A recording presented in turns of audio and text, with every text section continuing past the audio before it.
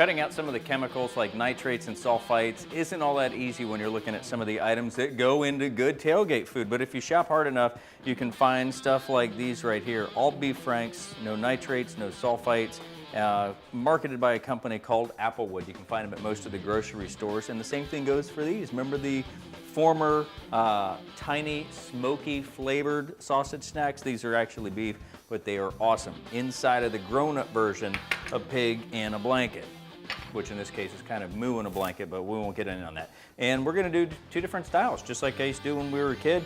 And one of them is with the croissant rolls. Same thing with these. If you shop hard enough, you can find some that have no GMOs and are also whole wheat. These happen to come from Whole Foods. So check this out. We're gonna put two of the little smokies in there, and then we're going to take some brie. If you don't like brie, you can put in your own flavor of cheese. Put this in here, and there we go.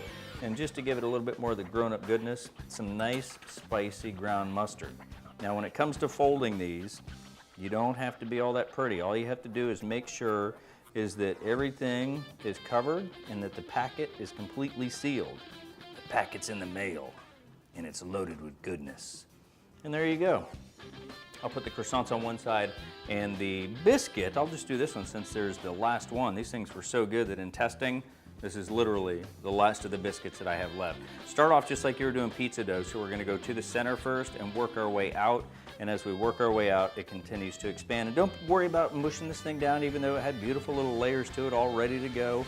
It is still going to puff up, turn golden brown, and hold the morsel of meat on the inside with the cheese. This is actually a dish that was inspired while we were doing some traveling abroad, where they bake hot dogs along with brie and a spicy mustard inside of a baguette, and they call it street food. Let me tell you, street food, dinner food, diner food, you can call it whatever you want. We called it absolutely delicious. Same thing, a nice big hunk of brie here, and don't be afraid to do big pieces of cheese, because the cheese is gonna melt somewhat, and it kind of gets absorbed into the bread, and you don't want that big void in there. So wrapping it up nice and tight, same thing with this one. Close all of the pockets all the way around, fold it, roll it, and put the seam side down. We'll put the biscuit right there. Let's make a few more of these, and then we'll pop them in the oven.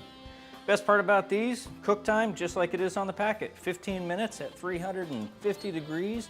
Pop that on the center rack, and let's wait for them to turn golden brown. A grown-up twist on an old favorite, the pigs in the blanket. This is the one, obviously, that has the hot dog. You don't have to cut them open. I just cut it open so you can see what they look like inside.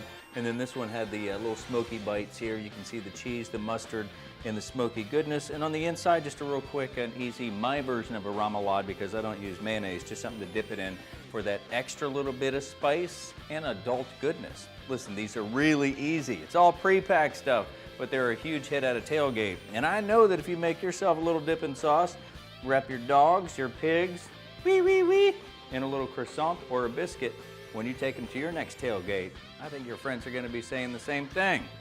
Man, there is none better.